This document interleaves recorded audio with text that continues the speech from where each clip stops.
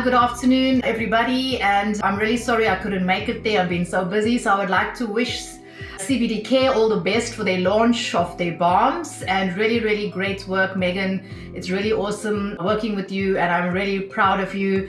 So I was going to be part of the panel discussions today on Indigenous knowledge systems. So I just want to share a video of what I was going to say, talking about how we should be, focusing on traditional African medicine, Indigenous knowledge systems, and promoting this traditional medicine in South Africa.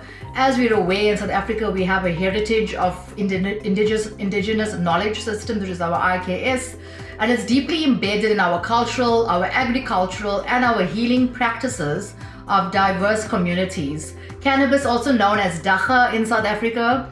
People call me the dagga doctor also, especially here in South Africa. We know it's being cultivated for a very long period of time. It's utilized across your rural and your traditional settings, and it occupies a role of many of the systems, So it's a sacred plant. It needs to be respected. It's a traditional medicine, and it's basically a source of livelihood for many of the rural growers as well. So for generations, we heard about provinces such as the Eastern Cape, KwaZulu-Natal, and Limpopo, and they have cultivated cannabis for ritual, medicinal, and domestic use, passing down cultivation techniques, formulations, chemovars, ethnobotanical knowledge through oral traditions and communal practice.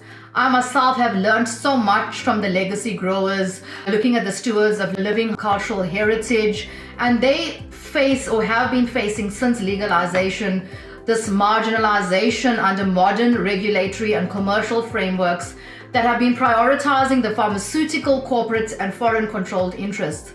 So what we need to do, and also thanks to TIA for helping CBD MDs, how can we look at a legal framework and a reform and a commercial development, as we urgently need to protect these indigenous knowledge systems and integrate them into what we are doing in the landscape of South Africa. How can we do this? Firstly, we can look at recognizing traditional cannabis growers.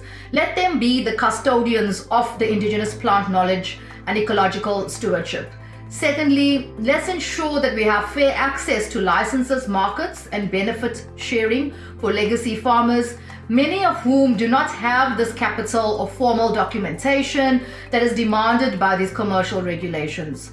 Thirdly, let's promote research and development, and I'm really honored to be working with some universities looking at IKS and traditional cannabis-based formulations and the synergistic herbal blends, many of which can be used for pain, inflammation, mental wellness, and spiritual cleansing. And I know Meg at CBD MD is using Artemisia afra, also known as Mshloniana here in the Eastern Cape, with CBD, which really has great properties as a bronchodilator, used for a lot of respiratory issues. So that is something we can look at combining. And then fourthly, let's safeguard biocultural heritage through intellectual property protections, community-owned trademarks, participatory policy developments. And lastly, let's value our traditional healers, our Isangomas, Nyangas, as vital actors in the health promotion, who integrate cannabis as well as other indigenous herbs in culturally relevant healing systems. So it's important that we look at how we can honor, protect the rights of rural farmers and the knowledge holders. And this misappropriation of indigenous cannabis knowledge without acknowledgement or any equitable return, it basically risks repeating this whole colonial pattern of dispossession under the guise of innovation. So I will end there. I've got lots more to say. The video can't be too long. So let's look at promoting IKS and cannabis, which aligns broader national goals, rural economic development, traditional medicine integration and primary healthcare, environmental sustainability through agroecological practices. And to conclude, I am really thrilled that we can look at South Africa and how we can use this together, protect the rights of legacy farmers, promote respectful use of traditional medicines, not only ensure ethical development, but also affirms the cultural sovereignty and resilience of our communities that have long cultivated cannabis as part of their identity and their way of life. So well done, CBD Care and Meg, and I wish you all blessings, and thank you so much from Dr. Gallow.